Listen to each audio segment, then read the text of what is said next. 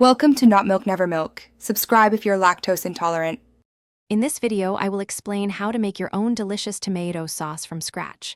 First, select the best ripe tomatoes, such as Roma or San Marzano varieties, for optimal flavor.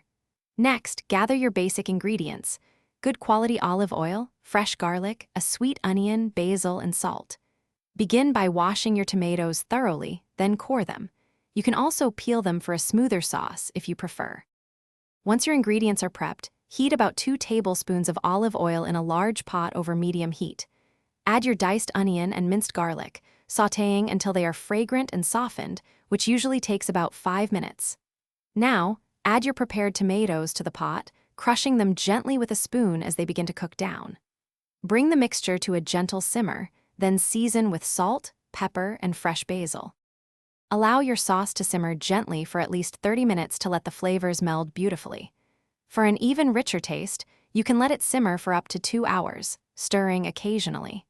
If you prefer a smoother sauce, use an immersion blender directly in the pot or pass it through a food mill. Once you achieve your desired consistency, remove it from the heat and let it cool completely before storing.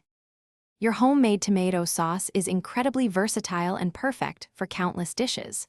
Spoon it over your favorite pasta, spread it on a homemade pizza, or use it as a base for stews and casseroles. Store any leftovers in an airtight container in the refrigerator for up to 5 days, or freeze it for several months of delicious meals. Remember to check the description for a link to the Owala water bottle and other great deals.